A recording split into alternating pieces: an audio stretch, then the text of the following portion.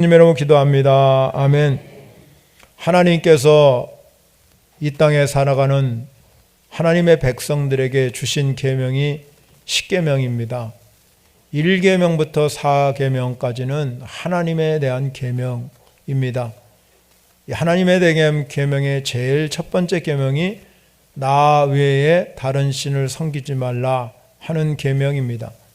그리고 5계명부터 10계명까지는 인간을 위한 계명인데 5계명의 첫 번째가 부모에게 공경하라는 말씀입니다. 사도 바울도 에베소를 쓰면서 자녀들아 주 안에서 너희 부모에게 순종하라 이것이 옳으니라. 네 아버지와 어머니를 공경하라 이것은 약속 있는 첫 계명이라. 이로써 내가 잘되고 땅에서 장수하리라. 이렇게 기록하고 있습니다. 왜 하나님께서는 이렇게 10계명을 주고 부모에게 효도하라 공경하라고 말씀했겠습니까? 인간이 죄를 범한 후에는 하나님과 단절된 상태에 살 수밖에 없었습니다. 하나님도 모르고 나를 낳아주신 부모도 때로는 잊어버리고 효도하지 못할 때가 너무나 많습니다. 그러나 여러분, 아버지의 마음, 부모의 마음은 늘 자녀에게 있다는 것입니다. 오늘 본문에 나오는 우리 이 본문의 비유는 우리가 아시다시피 탕자의 비유라고도 말합니다. 그러나 이 본문의 가장 중요한 주제는 한없는 아버지의 사랑을 표현하고 있습니다. 즉 말하자면 이 비유를 통해서 하나님이 인간을 얼마나 사랑하는지를 보여주는 말씀입니다. 호세아 선지자가 하나님의 본성은 사랑이라고 그랬는데 그 하나님의 본성을 이 히브리어로 헤세드라는 뜻입니다. 헤세드. 이 헤세드라는 의미는 사랑과 자비라는 뜻입니다.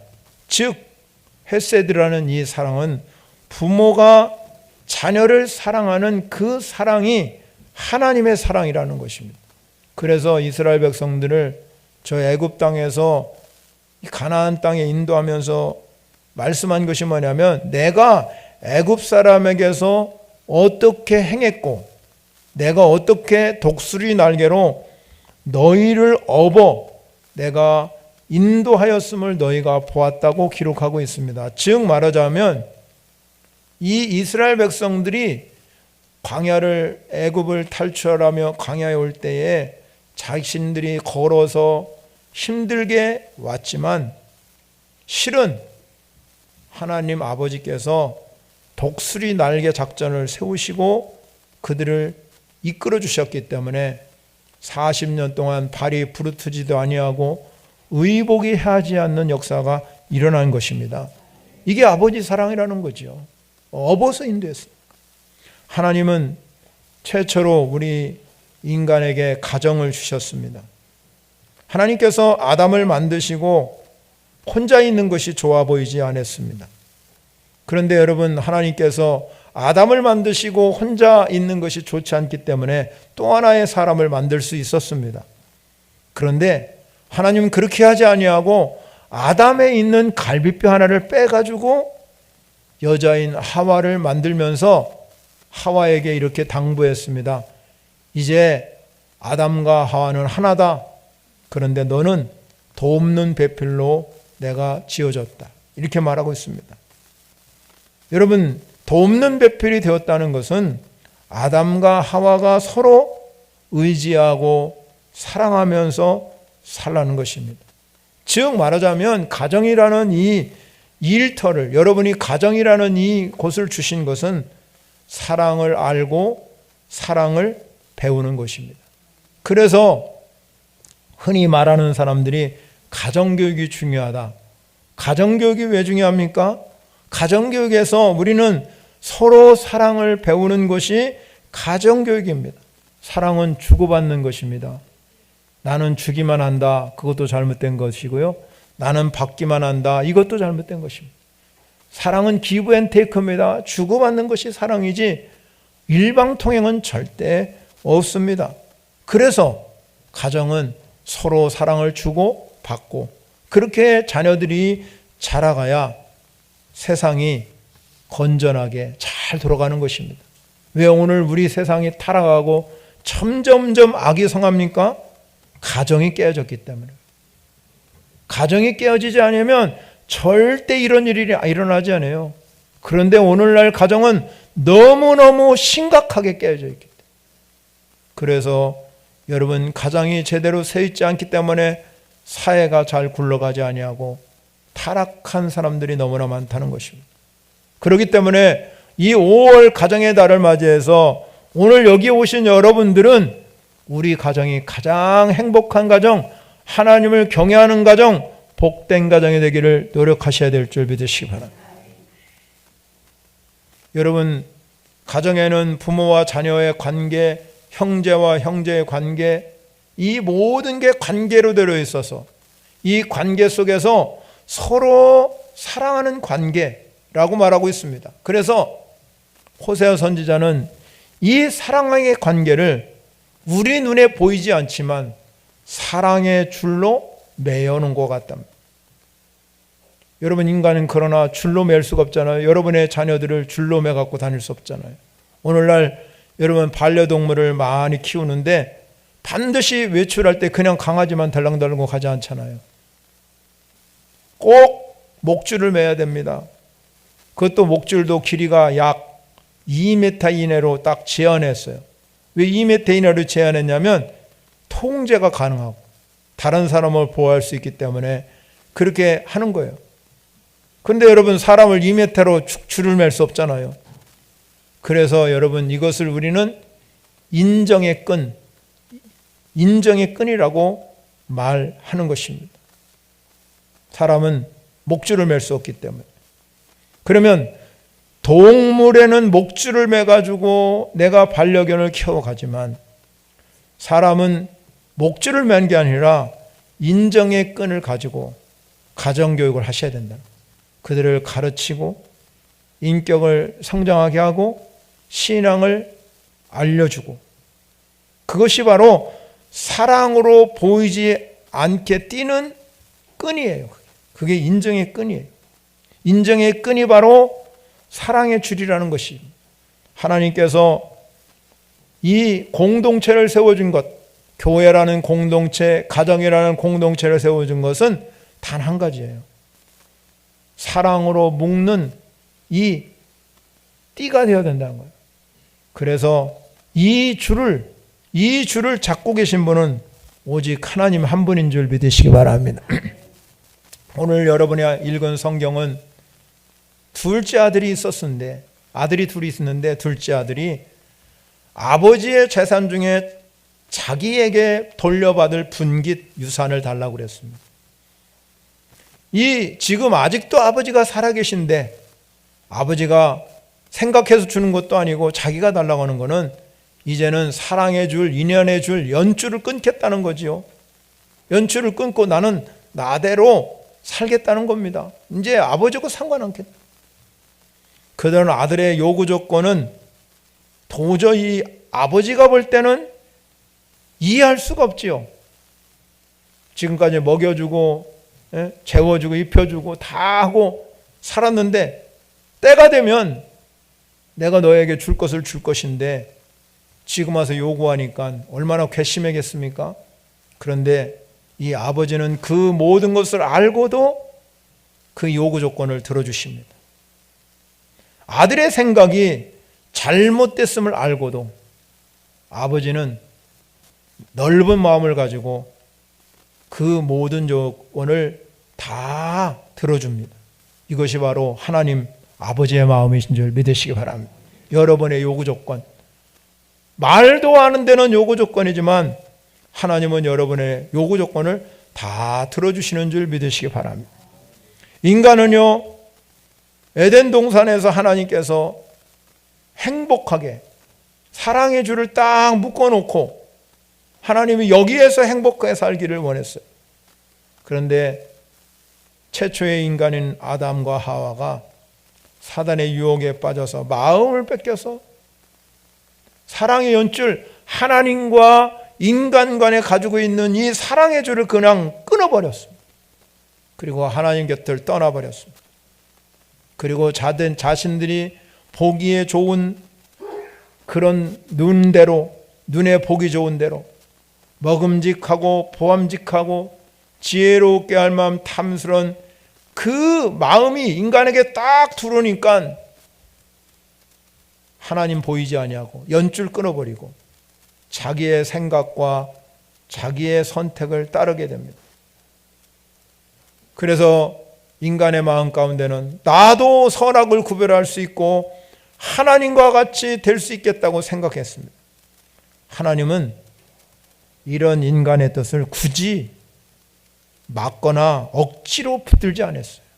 왜? 하나님이 끄는 게 아니고 인간이 끊었기 때문에. 로마서에 보면요, 하나님이 인간에게 말합니다. 하나님이 두기를 싫어하고 제약된 본성으로 자유분방하게 살고자 하는 그 사람들에게는 상실한 마음 그대로 내버려 둬요. 여러분이 예수 믿고 구원받았습니다. 예수 믿고 구원받은 그 순간에는 연줄이 하나님과 나의 사랑의 줄이 딱 묶여져 있는 줄 믿으시기 바랍니다. 그런데 내가 이 사랑의 줄을 묶여 있는 걸 내가 끊어버리면 하나님이 벌할 것 같지만 절대 벌하지 않습니다. 상실한 마음 그대로 내버려 두는 거예요. 여러분 경각심을 가지셔야 됩니다. 오늘 둘째 아들도 이렇게 이 아버지와 연줄을 딱 끊고 아버지의 유산을 받아가지고 도시로 나가지요. 한미천 잡아보려고, 그래서 내가 나중에 금이환양을 생각하고 그런 허황된 생각을 가지고 여러분 그는 나갑니다. 아버지는 아들이 얼마나 이 사치스럽고 얼마나 이 성격이 이 사치가 심한 걸 알았어요. 오늘 13절에 보면요, 뭐라고 말하냐면 이 재물을 다 모아가지고 먼 나라에 가서 거기서 허랑방탕하여 재산을 낭비했다. 성경은 이렇게 기록하고 있습니다. 허랑방탕해서 재산을 낭비했기 때문에 아버지는 아들의 마음을 알았습니다. 그의 성격을 알았다는 거죠. 얘는 사치가 심하구나. 원래 사치가 심한 애구나. 돈을 가지고 있으면 돈을 가지고 갔으면 조금씩 아껴서 뭘 할 건가를 써야 되는데 가자마자 돈 있으니까는 여러분 명품이란 명품은 다 사다 놓고 그랬을 거 아니에요? 예? 그 친구들하고 말이죠. 술자리 버리고. 예?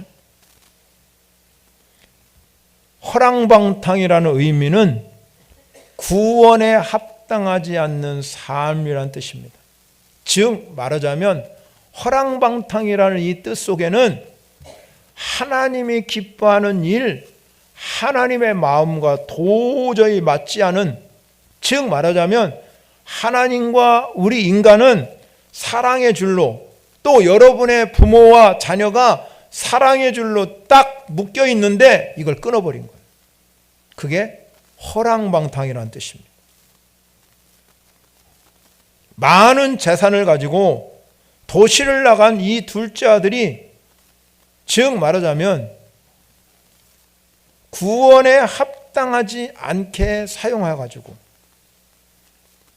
이것을 성경은 우리에게 뭐라고 말하냐면 13절 마지막에 보면 그 재산을 낭비하다니, 낭비라고 말하고 있습니다. 여러분.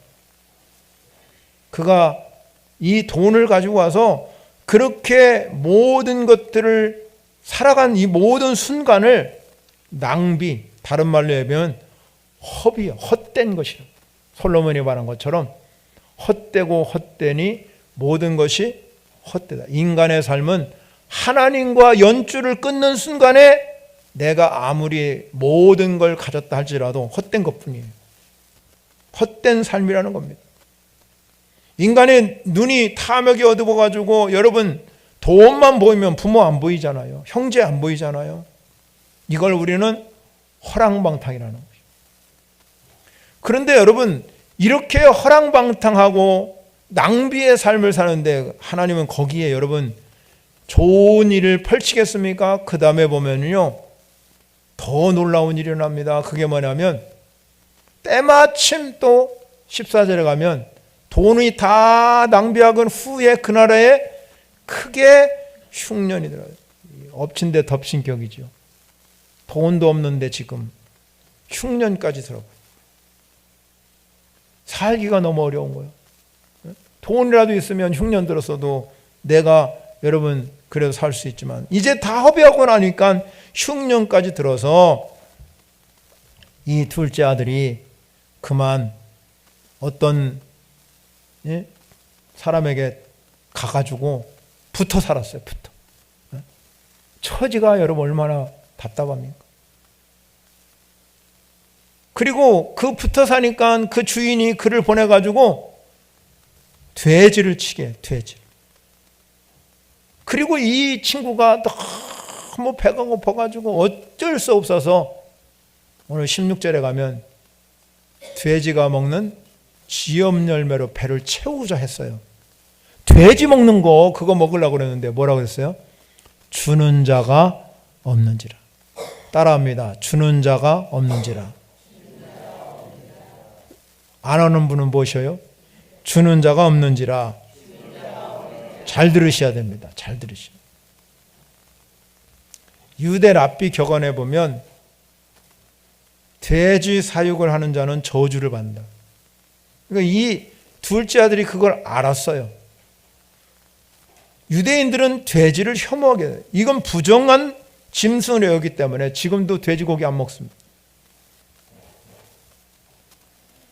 그런데 이 둘째 아들은 돼지를 치지 않을 정도로 그렇게 하나님이 그를 최악의 나락으로 굴게 했습니다. 그리고 극한 상황에 이르면 비로소 인간은 완악한 마음을 열기 시작합니다. 회개하기 시작합니다. 또 이스라엘 랍비들이 뭐라고 그랬냐면 이스라엘 사람들이 지엽 열매를 먹게 될 때 그들은 하나님께 회개한다는 말이 있습니다. 그러니까 여러분 두 가지를 다 보여주셨어요. 이 둘째 아들에게 돼지를 치게 하고 돼지가 먹는 지엽 열매를 먹고자 했고, 여러분 우리 인간은 하나님이 거룩한 형상으로 지음받은 존귀한 존재예요. 여러분이나 저나 하나님 보시기에 존귀한 존재인 줄 믿으시기 바랍니다.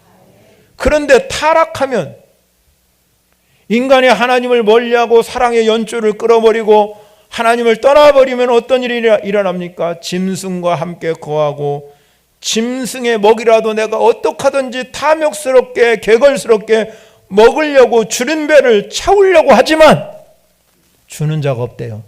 그것조차도 주는 사람이 없다는 것입니다. 우리 안에 있는 이 타락한 죄는 우리의 영성, 내적인 경건, 인격을 파괴하고 우리의 모렴치한 인간으로 만들어서 부모도 모르고 부끄러움을 영광으로 배를 삼어 하나님을 멀리하는, 그러나 그런 인간들이 짐승이 먹는 지엽 열매조차 배를 채우러 가지만 그것조차 주는 사람이 없다는 이 말씀은 내가 그렇게 되면 자신에 있는 주변 모든 친구가 떠나고 아무도 그를 눈여겨보지 않고 홀로 버려진 인생이 되고 만다는 겁니다. 그의 최후는 뭘까요? 이대로 죽자 그러겠죠. 그러나 여러분, 우리 인간이 자신의 이 내가 이 땅에 존재하는 이유는 존귀한 존재다. 나는 존귀한 사람, 보배로운 백성이기 때문에 내 육신도 하나님이 주신 선물이에요. 그러므로 내 마음대로 할 수 없습니다. 하나님은 우리 인간의 모든 생사화복을 주관하시는 분이 하나님이십니다. 생사화복은 하나님 거예요. 내 거 아닙니다. 우리가 살아가면서 외롭고 병들고 인생의 짐이 무겁다고 해서 우리가 쉽게 포기할 수 없습니다. 우리의 생명은 하나님 것입니다.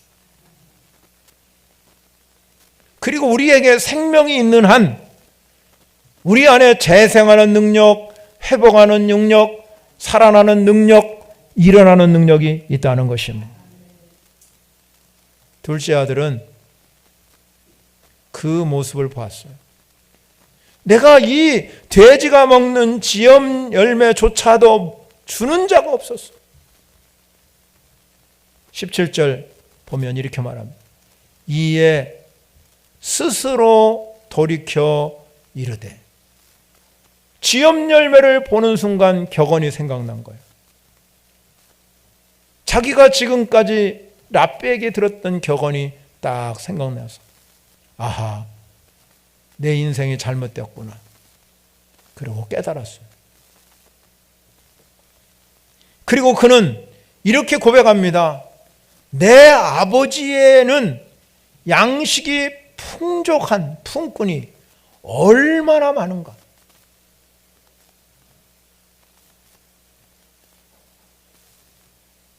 이 둘째 아들이 깨닫는 순간, 돌이키는 순간에 자기 아버지 집이 보였고, 그 다음에 그 안에 풍족하게 사는 품꾼이 보였어요. 욥은 이렇게 말합니다. 욥은 자신의 인생을 가리켜서 품꾼과 같다. 그래서 그는 자기의 인생의 연약한 인생을 가리켜서 그가 품꾼같이 그의 날을 마칠 때까지 살아갈 것이라고 말합니다. 여러분, 품꾼이 뭡니까? 주인이 하루 내내 일하면 해가 지면 받는 품삯이, 이걸 받는 일꾼을 품꾼이라고. 그 삭을 받아가지고 가족을 먹이고 평안한 쉼을 얻게 하고 행복을 바라는 것이 품꾼의 심장. 그런데 여러분, 품꾼의 역할을 제대로 하지 못하면 인생은 늘 고통이요, 탄식이요, 슬픔입니다. 둘째 아들이 그걸 깨달았어요. 나는 여기서 줄여 죽는구나. 나는 여기서 줄여 죽는구나. 저 우리 아버지 집에 있는 품꾼은 나보다 나아서 저렇게 풍족하게 살아가는데 내 인생은 비참하게 변화된 모습을 보게 됩니다. 자신은 아버지 아들임에도 불구하고 아버지가 연줄을 끊는 순간에 지금 아버지 집에 있는 품꾼보다도 자기는 지금 아무것도 가진 것이에요. 품꾼을 보는 순간에 풍족한 삶을 사는 아버지 집을 보게 하셨어요.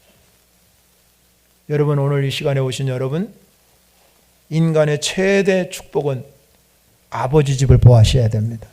아버지 집을. 아버지 집은 무슨 집입니까? 평안과 안식이 충만한 집이요, 영원히 거할 처소가 아버지 집.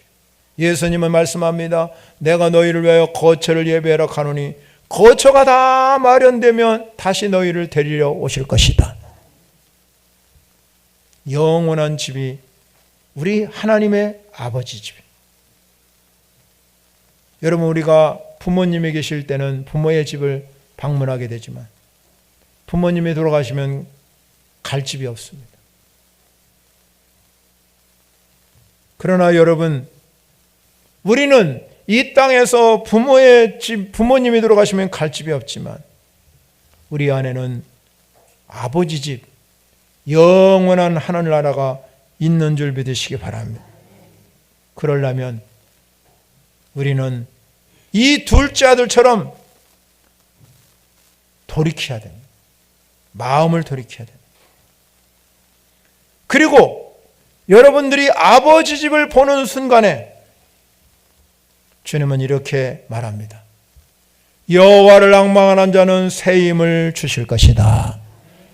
인생의 삶에 무겁고 힘든 짐, 정말로 우리의 삶이 형편없고 주저앉고 싶을 때 아버지 집을 보는 순간에 거기에 풍족히 일하는 품꾼을 발견하게 되는 줄 믿으시기 바랍니다. 아버지를 생각하고 여러분의 신앙생활을 일으켜 세워야 될 줄 믿으시기 바랍니다. 인류의 소망은 오직 예수 그리스도 우리 주 한 분밖에는 없기 때문에 그는 돌이켜서 깨닫는 순간에 자신을 발견하게 되고 그러면서 자기가 아버지의 재산을 떼가지고 온 것이 연줄을 끄는 것이기 때문에 18절에 보면 내가 아버지에게 죄를 지었다고 고백해. 내가 죄를 지은구나. 이게 아버지에게만 죄를 진 게 아니라 하늘과 아버지 하나님께도 죄를 짓고 아버지에게도 죄를 짓고 그렇습니다. 여러분, 아버지를 떠남이 타락이요 아버지께 돌아오는 것이 생명이에요. 몸만 돌아오는 것이 아니라 모든 것들 다 돌아와서 회개라는 게 뭡니까? 뉘우치는 것이에요. 내가 잘못됐네요. 그리고 그 다음에 똑같이 하면 그건 회개가 아니에요. 방향을 바꾸는 겁니다. 사랑의 줄을 끊었기 때문에 이 아들은 다시 사랑의 줄을 매기를 원했습니다. 누구든지 어떤 죄인이든지 주께 돌아오면 죄의 사함을 받고 새 생명을 얻게 되는 줄 믿으시기 바랍니다. 돌아온 아들을 보니까 아직 거리가 먼데도 아버지는 늘 아들로 재산 더 띄워줬으면 단절인데 아버지 마음은 그게 아니에요. 부모의 마음은 그게 아니에요. 20절에 보니까는요, 이 아들이 돌아오는 걸 보면 먼 데서 오는데 아버지가 거리 넘는데 그 아들을 달려가서 목을 안고 입을 맞추는 아버지의 모습을 우리가 보게 됩니다. 아버지는 부모의 마음은 늘 자녀를 보면 이렇게 사랑해주고 용서해주고 너그럽게 하는 것이 부모의 마음인 걸 우리 자녀들은 아셔야 된다 이 말이에요. 그러면서 여러분 24절에 보면 이렇게 말합니다. 내 아들은 죽었다가 다시 살아 내가 잃어버렸다가 다시 얻었으니 이제 다시 내 아들이 된 것. 그러므로 즐거워하라는 것입니다.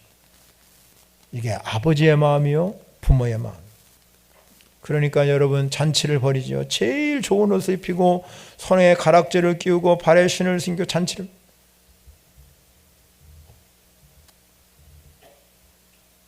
그렇기 때문에 우리에도 마찬가지입니다. 늘 부모는 노심초사하면서 자녀를 위해서 걱정하고 눈 감는 순간까지. 그래서 여러분 성경은 부모에게 공경하라, 부모님께 효도하라는 얘기는 아버지 마음을 조금, 어머니 마음, 아버지 마음을 조금이라도 헤아릴 줄 알아야 된다는 게 원해서 그런다는 겁니다. 집에는 여러분 두 아들이 있기 때문에 맏아들이 하나 있었습니다. 이 맏아들은 한 번도 아버지 끊은 적이 없습니다. 사랑의 줄을 연주를 끊은. 자기는 열심히 아버지를 해서 봉사하고 순종한 사람이었어요. 집에 돌아와 보니까 잔치가 벌어지니까 너무너무 이게 웬 잔치인가? 깜짝 놀라서 소문을 들어보니까 둘째 아들이 들어왔어요. 이해 못하죠. 이해가 안 되잖아요. 그러니까 이 아들이 여러분 돌아와서 보니까는 이런 일이 지금 벌어지고 있는 이 모습을 보는 순간에 얼마나 마음이 그렇겠습니까? 그래서 이 아들이 분노하면서 어떻게 나에게는 한 번도 내 친구를 위해서 잔치를 벌여준 적도 없고 아무것도 해준 일이 없는데 저 아들은 자기 거 다 떼가지고 갔는데도 돌아오니까 저렇게 잔치를 벌여. 31절을 우리 읽지 않았는데요. 이렇게 말하고 있어요. 아버지가 이 맏아들에게 말합니다. 아버지가 이르되 예, 너는 항상 나와 함께 있으니 내 것이 다 내 것이로되 내 것이 다 내 것이다. 사랑의 줄을 끊지 않는 순간 하나님 아버지와 나와 사랑의 줄을 끊지 않는 순간 내 것이 다 내 것이라는, 하나님 것이 여러분 것인 걸 믿으시기 바랍니다. 잘 기억하셔야 됩니다. 우리 마음이 성전이에요. 성전. 이 마음의 성전에 아버지를 모시고 사셔야 돼요. 아버지. 그분이 누구냐면 하나님이십니다. 하나님이 아버지 되는 순간에 내 것이 다 내 것이 되는 순간이에요. 믿으시면 아멘 하세요. 내 것이 다 내 것이 되는 순간이에요. 아버지가 그렇게 말씀했어요. 너는 항상 나와 함께 있으니, 너는 나와 항상 함께 있는 것은 여러분의 마음의 성전에 아버지를 모시고 살면 하나님 것이 다 여러분 것이에요. 그러면 아버지만 불러도 아버지는 우리에게 주시는 거예요. 재산도 떼서 주시는데 뭘 못 주시겠습니까? 우리가 아버지가 내 안에 거하지 못하기 때문에 아무리 기도해도 응답이 없는 거예요. 우리는 아버지가 내 안에 거하도록 하는 일이 먼저예요. 아버지만 되면 내 것이 다 내 것이 되는 줄 믿으시기 바랍니다. 그래서 둘째 아들에게 이렇게 말합니다. 첫째 아들에게 둘째 아들이 돌아오니까 내 동생은 죽었다가 살아났습니다. 내가 잃었다가 얻었다 이 말이에요. 잃었다가 얻었기 때문에 즐거워하고 기뻐하는 것이 마땅하다. 여러분, 우리 주님은 그렇게 긍휼히 여기시고 불쌍히 여기시는 분이 하나님인 줄 믿습니다. 이 둘째 아들이 아버지의 자녀였지만 아버지의 품을 떠나 살다 보니 자기 집에 있는 품꾼이 풍족한 것을 보여요. 나도 품꾼으로 여겨달라고. 아버지 아들로 여기는 게 아니라 품꾼을 여겨달라고. 그러나 아버지는 이 아들이 죽었다가 살아났고 잃었다가 얻었다는 다시 아버지의 아들로 삼아주셨다. 이게 아버지의 마음인 줄 믿으시기 바랍니다. 하나님을 우리 아버지다. 우리는 이렇게 날마다 부르잖아요. 주기도문도 늘 하늘에 계신 우리 아버지. 우리가 이 세상을 살아가면서 탕자처럼 잃어버린 자, 죽은 자의 모습으로 살면 여러분은 절대로 하나님의 복을 누리고 살 수 없습니다. 제가 서론에 말씀드린 것처럼 여러분들이 그렇게 살면 하나님은 상실한 마음 그대로 내버려 두십니다. 그래도 편안하고 안전한 것 같지만 그 인생은 허비라고 말했어요. 낭비, 허비, 화랑방탕. 그래서 돌아와야 됩니다. 그래서 주님이 보실 때 죽었다가 살아났고 잃었다 얻은 자녀, 아버지와 다시 연줄을 잇는 자녀가 되어야 그게 아들이 되는 거예요. 그러면 그 아들은 아버지 것이 다 내 것이 되도록 만들어 주셨습니다. 그리고 우리를 위하여 다시 들어오니 얼마나 기쁘면 잔치를 베풀어 주시겠습니까? 주님 여러분 그렇게 사랑하는 줄 믿으시기 바랍니다. 그럼에도 불구하고 많은 사람들이 하나님과 사랑의 줄을 끊고 제멋대로 살아가는 경우가 너무나 많아요. 다시 사랑의 줄을 매시기를 바랍니다. 이 사랑의 줄을 되찾아서. 그렇습니다. 아버지 것이 내 것이네요. 그 아버지 것이 내 것이라고 고백하면 죽었다가 살아난 것과 같고 잃어버렸다 얻은 것과 같은 것입니다. 이것이 부모의 마음이에요. 오늘 어버이 주일을 맞이했습니다. 우리 여기 있는 우리 성도들은 대개 어버이들이 많기 때문에 늘 자녀를 위하여 눈물로 기도합니다. 눈물로 씨를 뿌리면 기쁨으로 단을 거둔다고 그러는데 눈물로 기도하면 자녀는 망하지 않습니다. 둘째 아들이 집을 뛰쳐나갔을 때 아버지 마음이 어떻겠습니까? 그거는 늘 기다리며 기도하며 돌아오기를. 그리고 그 먼 땅에 가서 돈을 많이 가졌다 할지라도 어떻게 될까 봐 노심초사하는 것이 부모의 마음이잖아요. 아버지 마음이. 하나님 아버지가 그렇다는 거예요. 오늘. 하나님 아버지가 오늘도 우리 사랑하는 여러분들에게 오늘도 여러분을 기다리고 사랑의 줄을 맺기를 원하는 줄 믿으시기 바랍니다.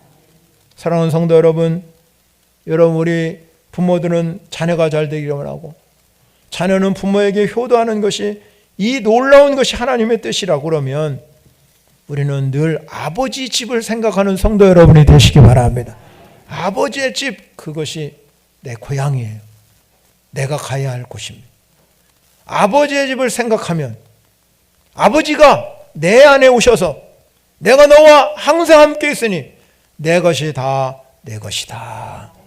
그러면 우리는 품꾼이 아니라 자녀로서, 아들로서 하나님의 은혜를 충만히 받고 이 땅에 살아가는 동안 아버지 집이 내 안에 거하기 때문에 그 사람은 축복을 받는 성도가 된다는 걸 꼭 기억하시고, 여러분 이 아버지 집을 기억하는 성도 여러분이 되시기를 축원합니다. 찬양으로 영광 올려드리겠습니다. 말씀을 생각하면서 찬양으로 영광 올려드리겠습니다.